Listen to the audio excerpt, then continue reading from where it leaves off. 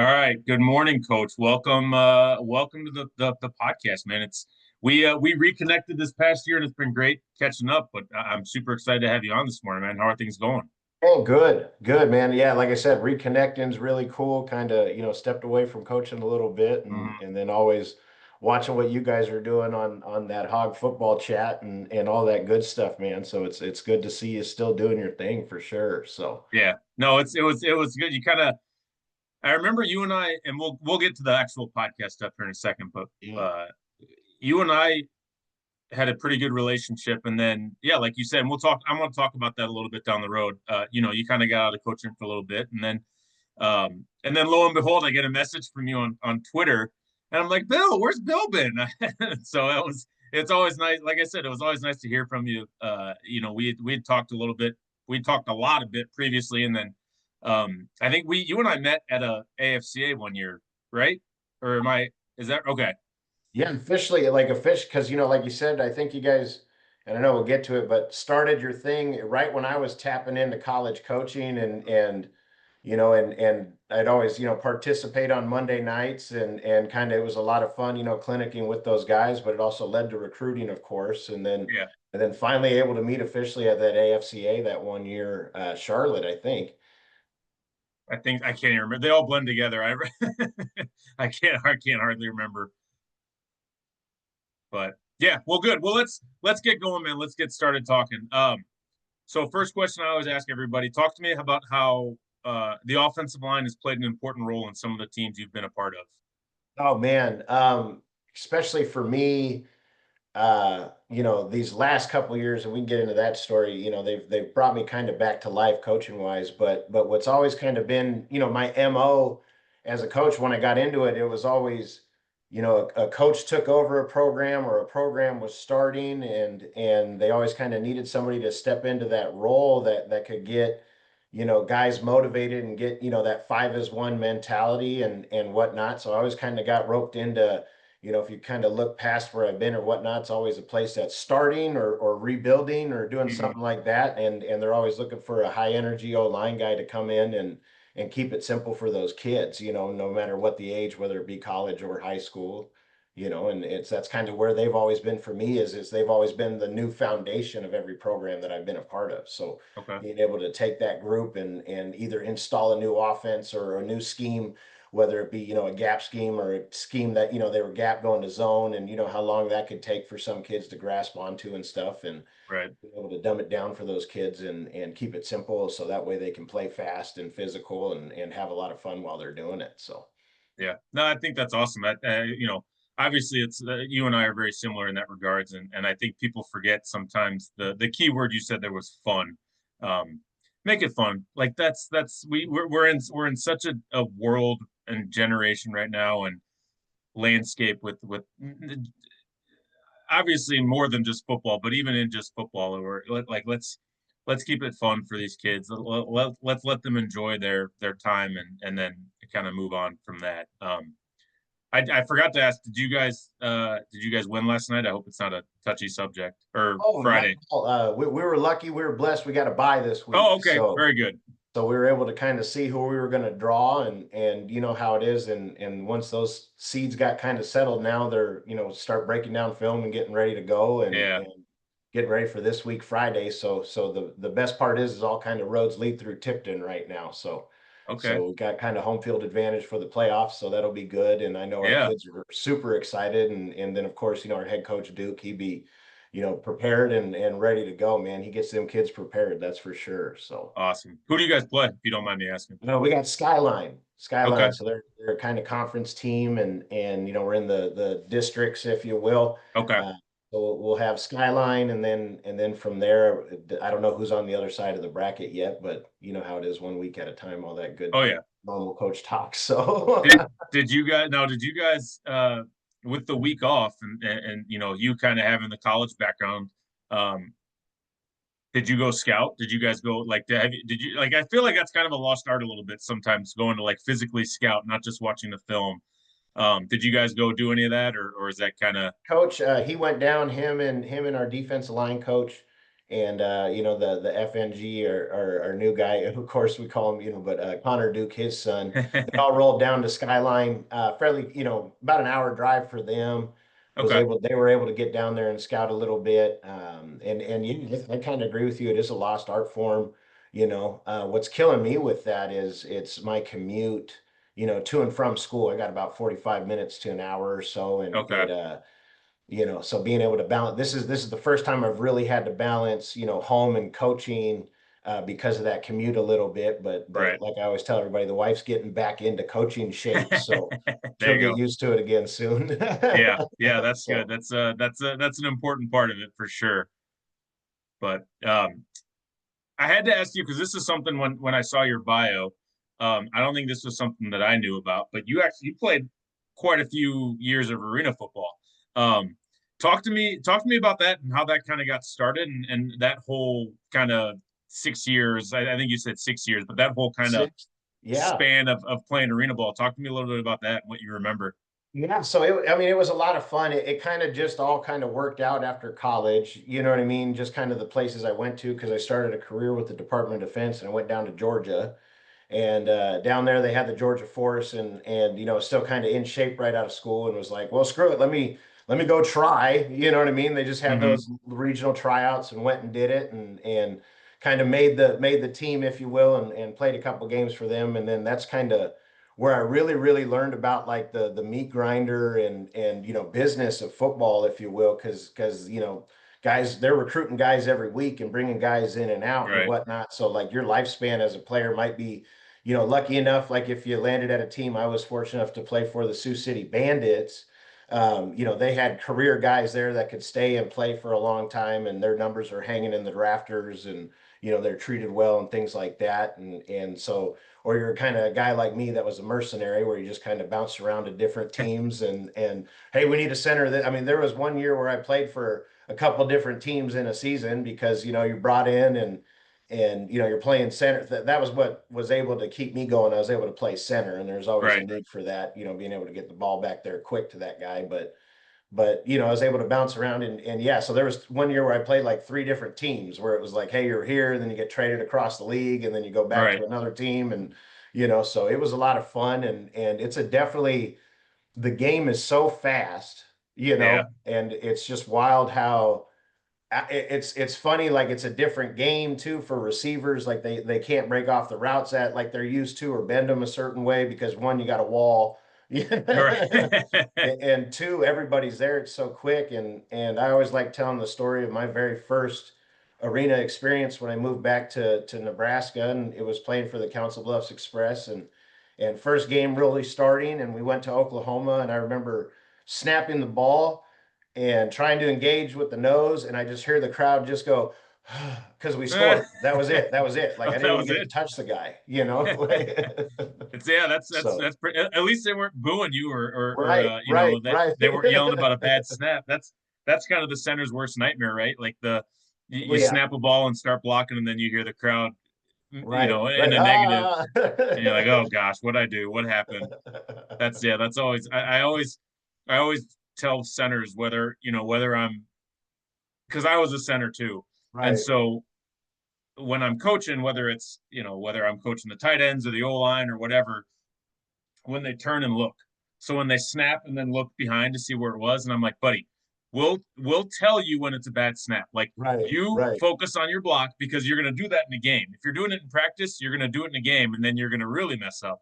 So I always tell those guys like, hey, chill out. We will tell you if they're either one of us or the quarterback will tell you if it's a bad snap. You just snap it and block. Don't worry about the location at this time.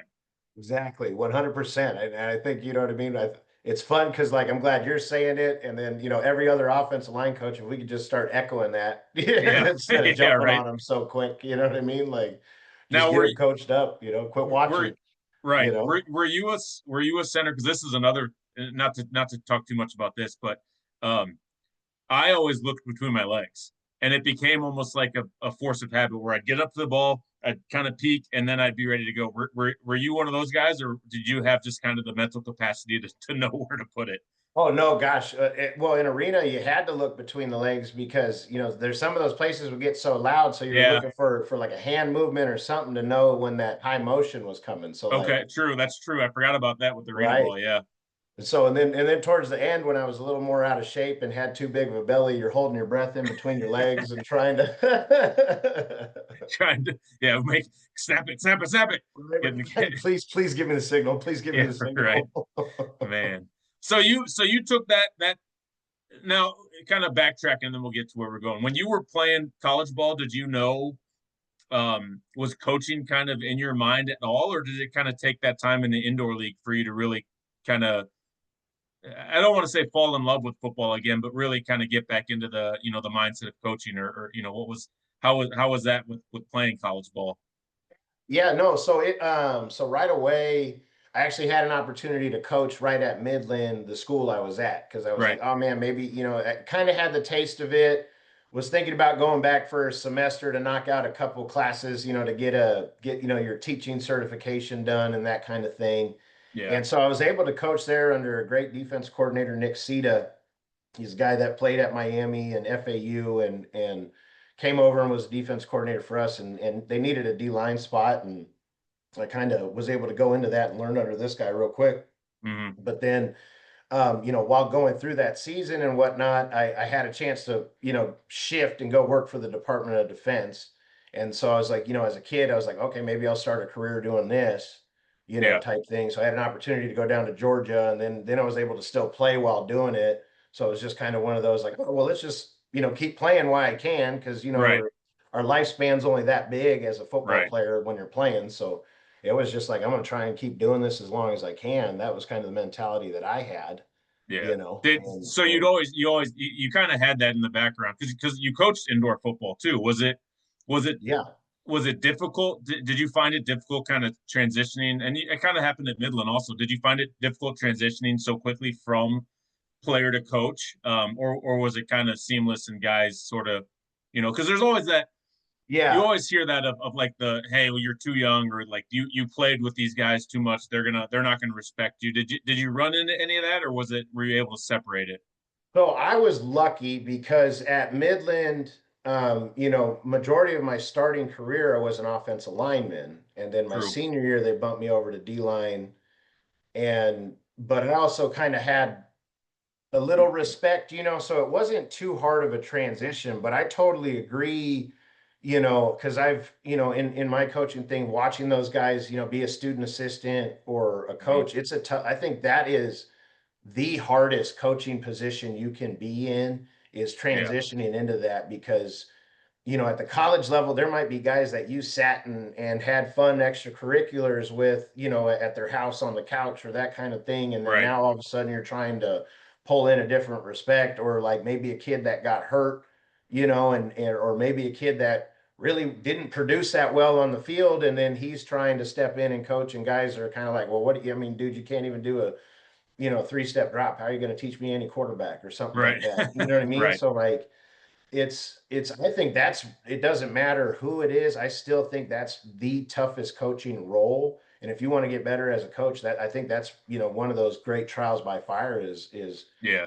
maybe trying to do that with the school that you're at, because it is tough, and it is a good way to, it's a different way to earn kids' respect and get them to buy into you as well too. Because if you could get it figured out, I think that really, really helps you progress as a coach for Yeah. sure. Yeah. No doubt. Was it as an indoor coach, was it, like, and I guess it's, obviously at that level it's a little bit more professional, than some others, but was it, were you still working full time? Like, how did that work for you being kind of an indoor coach? Were you, did you guys still like go through the entire process as like a high school and college coach with scouting and watching film and all that stuff? How were you able to kind of make that work life balance work out? That one was tough. I was lucky because me and my wife actually were just kind of recently, new to each other, and I was kind of in that, phase of, hey, I want to Hmm. be a coach at this time. This is what I'm trying to do. So I was lucky. And then I was also lucky. I was at the time I was working at Bellevue University in Hmm. admissions there because I was trying to, get the NAIA recruiting process kind of figured out. Right. One of my arena quarterbacks, he was, the director of admissions at the time, so it was real easy to get in there real fast. Obviously he's gonna want his center up there doing stuff for him. Yeah. So but so it was flexible with that, and when he's your offensive coordinator too for the beef, it all you get a little bit of leeway. I was lucky. It was one of those definitely who type gigs. So Sure. since I was the new guy on staff, it was, I was doing a lot. I was definitely burning the candle at both ends, doing admissions at Bellevue, but it would be like it really prepared me to get ready for the NAIA level because, some of those NAIA schools, like you get a coaching stipend and you're going to be a professor as well, Right. or the director of, athletic facilities plus a Right. coach type thing. Very few of those schools are going to have full-time assistants, or if they do, there's only a couple of those jobs. So, Right. it really You're prepared always me wearing to, yeah, you and I both know at that anything lower than FCS or FBS, you're wearing a lot of hats. You have to. So yeah. yep. Sorry, I didn't even interrupt you though. Sorry. No, no, no. Continue. It's just, you know what I mean? Yeah, you got to be able to wear those hats at those levels, and where majority of the coaching jobs are at, you know what I mean? Right. Like it's so it really prepared me for that, being able to do that and kind of build that. And I hate using the term. I got a buddy, as soon as he hears me say it, I know he's going to cringe, a coaching buddy, but kind of gave you that, lack of a better term, grinder Yeah. mentality Is it? where, Am I the buddy who's going to cringe? Because I hate that term. I hate no, the term yeah, you cringe. are too. You know what I mean? You and Travis Lewick, you know what I mean? Yeah. Former receivers coach at PC with me, man. It's just like, I get it. Yeah, you got to be able to work and you got to be able to put in the hours, and it takes what it takes, but there's a way to do it efficiently and I be agree. able to, you know what I mean? So, Yeah. No. No, that's great. It's like I said, it was very interesting. That's kind of why I have you guys kind of fill out that bio as best as I can, because no matter how long I've known you, like I said, I didn't know you played arena ball, so I think that's cool, and I always like to kind of hear the stories from guys who are doing different things. So we kind of talked about it at the beginning. You took a few years off. We don't have to get into the why. How was it kind of stepping away from the game, and ultimately what brought you back? Like what brought you back to Tipton High School to doing what you're doing now? yeah. I mean, it was a tough kind of road. We had my last season coaching was at Central Methodist, and Hmm. it was a tough season.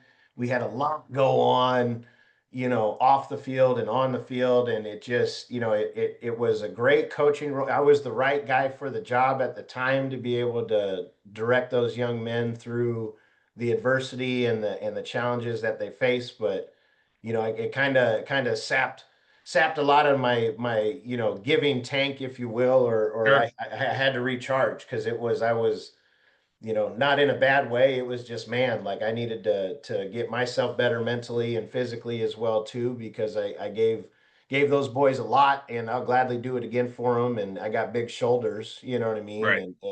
And people can Google what happened, of course, but it was a tough season, and especially when you lose a player in the way it was, and guys are gonna they're going to be hurting and stuff like Right. that. So I was glad I was there as the right guy for the job, and Coach Callaway is the man, the head coach there, and we put through a lot, and man, so yeah, I just kind of had to step away from that, and then it was the right thing because it set me up to be able to take care of my pops, who a couple years ended up passing away from cancer, 12 weeks from diagnosis. So Yeah. I was able to be there for him and focus on that, and step away. So it was all those, how it is. The big man upstairs sets you up for success and all I that for a agree. reason. Yeah. And so it was good. And then kind of it also allowed me to do, your most important job. Like I tell my kids, it's to be a husband, Right. and I always tell my student athletes and players and stuff, the biggest callus I got on my hand is on my ring finger.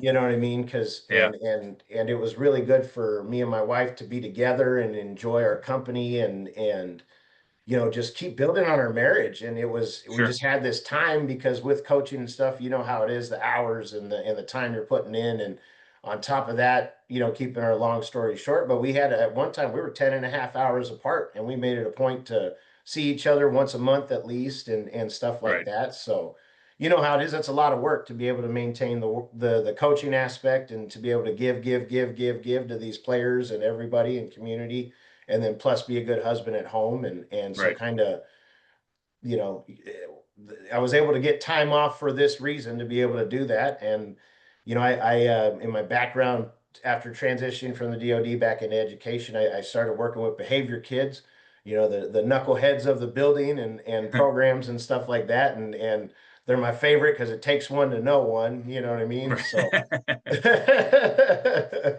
and going through all of this, you know, whatnot, I was speaking with Coach, you know, Coach Bill Duke down at Tipton. You know, we had a pretty good relationship. I was trying to recruit his son for me at Central Methodist, and Okay.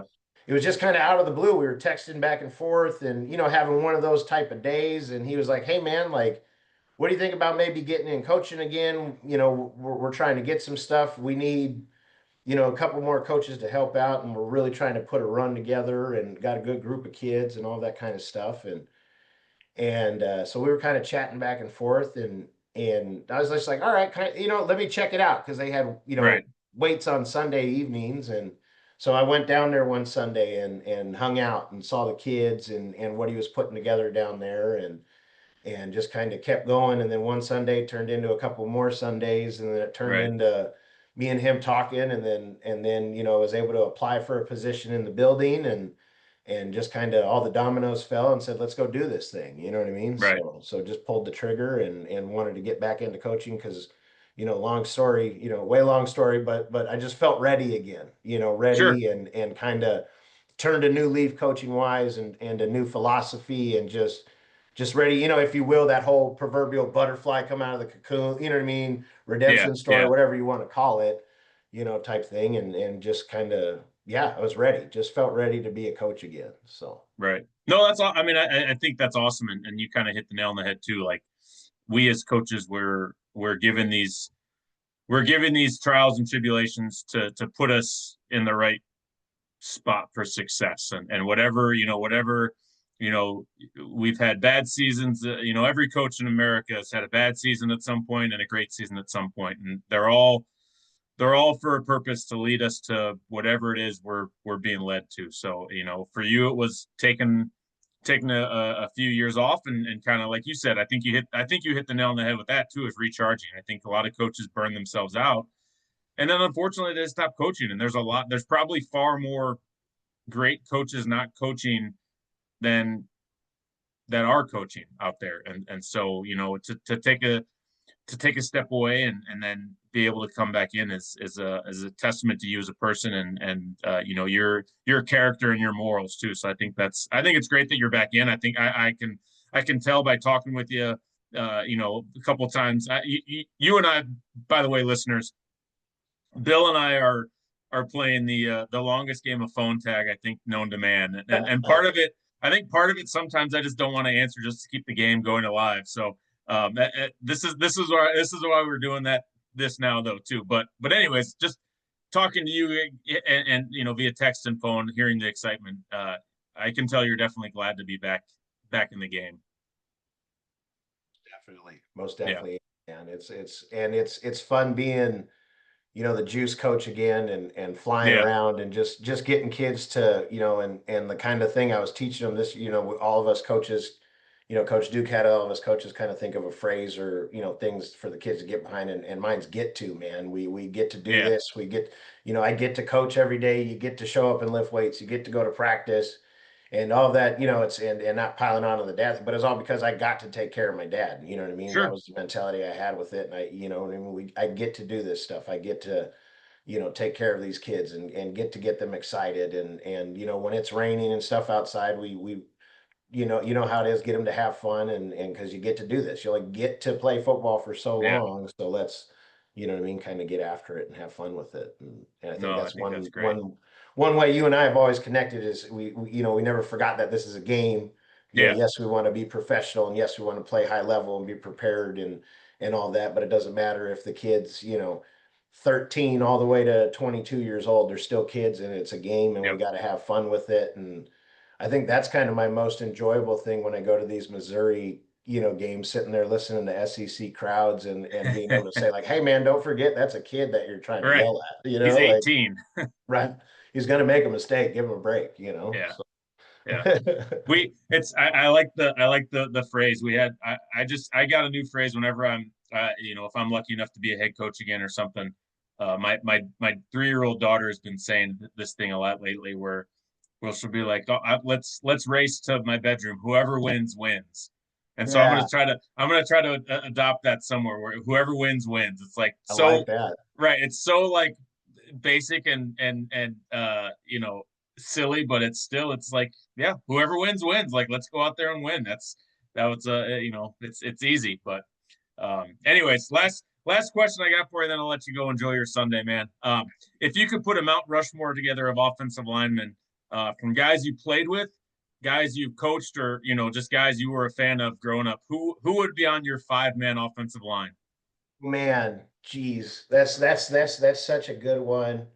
But like growing up, I was always a big John Runyon kid. You know what I Oh, mean? And solid, yeah. and and it was, I think it was too, because at the time, Philly changed to those green and black uniform, and my high school kind of adopted those kind of uniforms as well too. So I was Okay. thinking, and he was nasty. You know what I Yes. mean? And then the other one that I always loved was Tony Baselli. Put him on the other side there. Some good Those two tackles right guys there. just, I tried to, you know what I mean? Like, I never really fangirl too much about, athletes or stuff like that, but those two I probably would, man, because as a Yeah. kid, that's, watching those guys, it was like, that's who I wanted to be. They're Yeah. mean and nasty and played physical.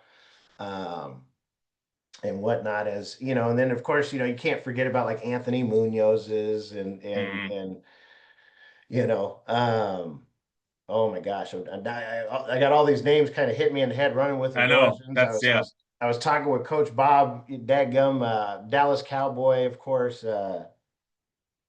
Oh gosh, he's on Duke Manyweather's t-shirts Oh, and Larry Allen. Larry Allen. Yeah. You know what I mean? I mean, absolute freak show. My favorite video of was him. What was it? Remember when they did like the old Pro Bowl challenges and stuff, Oh where the yeah. quarterbacks would throw the dots, and he over there does like 225 like 50 times with like a Yeah. big smile on his face. You Yeah. know what I mean? He was a definite freak of nature. Yeah. And gosh, and I really like. I'm trying to think like center wise too. I talk about all these other guys, these guards and tackles and things, but Hmm. center, that's probably the toughest one who to kind of look back through over the years, Yeah. and things like that. But old buddy from the Broncos when they won those back-to-back Super Bowls there. Oh, that's a good one. Oh gosh. Tom Nalen. Tom Yep, Tom, Nalen. you know what I mean? Just and honestly, like, and I grew up in an area, I'm not a Broncos fan, but those Broncos offensive lines with, you know what I mean, those couple years where they were able to let Terrell Davis just run all over them, Yeah. and it was a lot of fun to watch. And Those guys were really good. Yeah, like Mark Schlereth yeah, and Dan Nalen or Tom Nalen, Gary Zimmerman. Yeah, that was a they were they that was, I mean, shoot, that was Alex Gibbs at his finest. Like, hey man, we're gonna freaking get smaller, right. less big beefy, more athletic guys, and we're gonna run this outside wide zone and just gash people with it. And they were so good at it. I mean, And they moved, and it's so cool. I still watch clips of those guys, right? They just all move together in unison, you know what I mean? And it's Yep. just, yeah, like it's real fun to watch, and how that just, changed running games a little bit, Yeah. and kind of the game itself a little, and adding in a wrinkle to football, which is, like we talk about, a simple game. So Yeah. Right. No question. But no, it's a good. I like those. Those are some good names right there. Some, I always like to say I've done, almost 200 of these, and I don't think I've ever had a repeat offensive line. There's always every time I talk to somebody, there's someone new, and I think that might be the first Tom Nalen and the first John Runyon on the Mount Rushmore. So good, I both good guys. But all right, man. Well, I'm gonna get you out of here. heck yeah.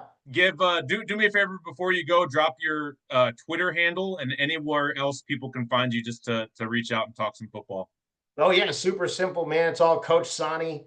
on Twitter and on Instagram. Those are the two socials that I got, and the biggest thing is definitely add me and stuff. I got, trying to help our Tipton kids get recruited, but Yep. also any light we can bring on Central Missouri here, because there's some good football in the area and a lot of kids that don't get a lot of exposure, because of course it's you got the University of Missouri right down the street and there's some Right. NAI schools around and but there's kids that playing these lower class footballs that can play some ball, man. So if anybody I can get linked up with these kids and help them get recruited and kind of shed more light on this kind of Central Missouri area to help, the all the kids get recruited, that'd be great. So just kind of add me on Twitter, Coach Sonny, and Instagram, Coach Sonny, and look for the guy in the Kool-Aid red shirt, Cardinals football, baby. So There you go. All right, man. Well, I appreciate you. Best of luck this upcoming week, man. Go win.